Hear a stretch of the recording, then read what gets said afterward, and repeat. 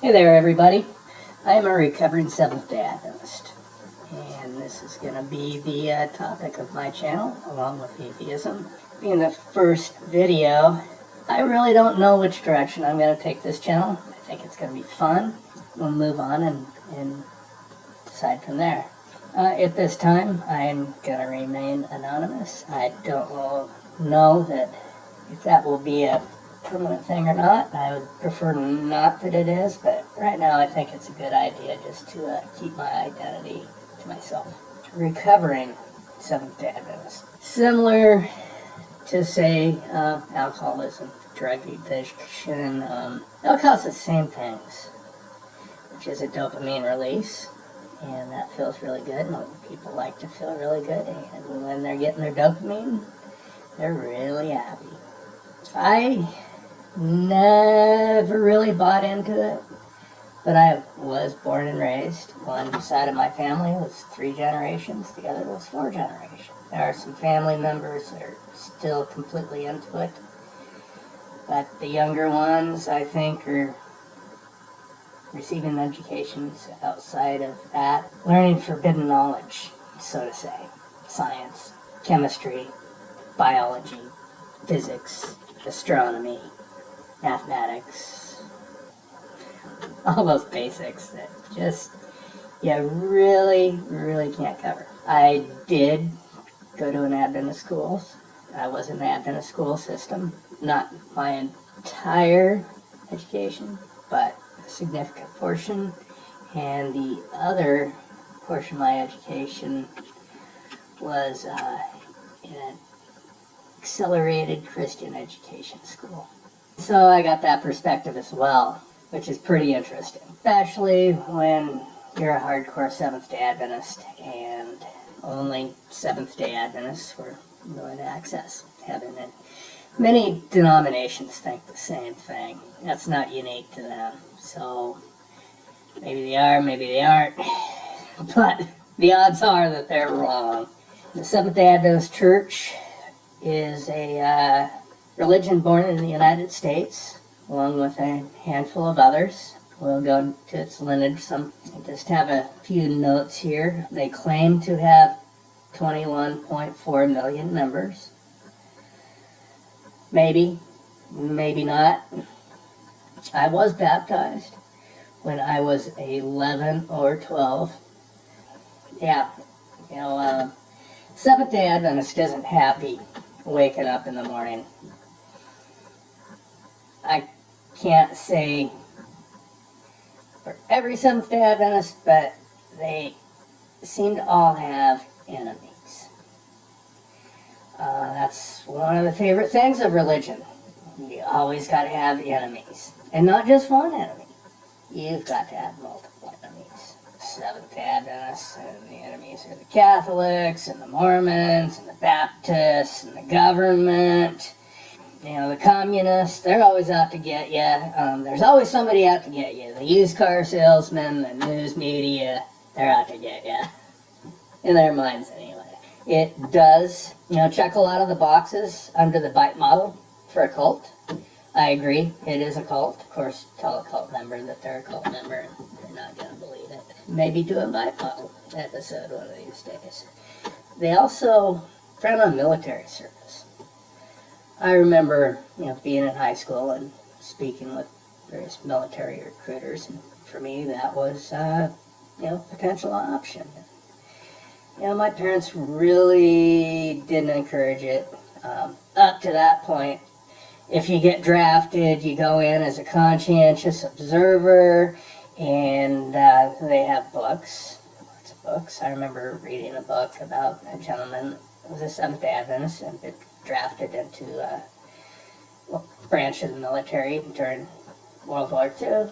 Supposedly he was persecuted. I think he became a medic, but, he got razzed a bit. And another big no-no growing up in the Adventist church was going to see movies.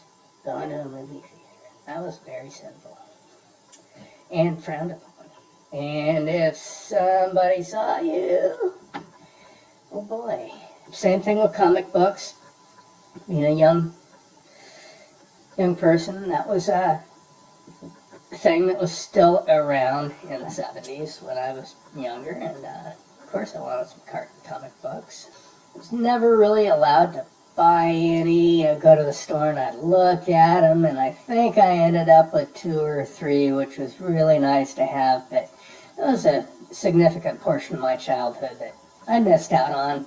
You know, it should have been my choice to do that or not do that. Not a decision my parents made for me, which is, information control. They don't want you seeking that information. I remember one time going to the public library with my mother and being in the children's section and seeing a book on dinosaurs. And of course, I was interested in that, so it was one of the books I picked out. We're up there at the checkout counter with the librarian, and she's going through my books, and my mom sees this book about dinosaurs. Well, we're not taking this book home about dinosaurs. Sorry. So that's another one. Dietary control, straight out of Leviticus, no shellfish, cloven hoof. Ironically, when you look at Leviticus, I would imagine you could walk into a Seventh Day Adventist Church and a significant portion of the people there would be wearing fabrics of mixed cloth and growing gardens or growing more than one crop in a field. I don't think it's anything but mythology. It's total mythology. I mean, it's freaking mythology. Look at Zeus, Odin, and Poseidon, Thor, and many of the mythical characters. And I'm just not seeing it really about info control.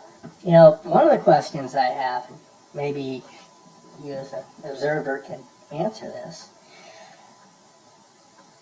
When I grew up, we had access to the encyclopedias. Now we have the internet.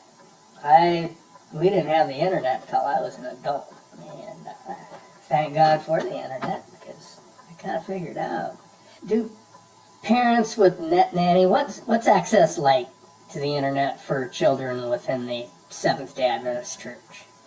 Are they filtering out stuff like Wikipedia? You know, that's a good question. I would really like to answer. I did go to a secular college, which I'm extremely thankful for. I know the colleges in the Seventh Day Adventist system are pretty high control environments, but in the Seventh Day Adventist system, they teach a lot of healthcare workers, and I want to know if they are just being taught to pass tests and not believe or even truly understand a lot of the content that they're receiving. So that's a question. Please, in the comments below.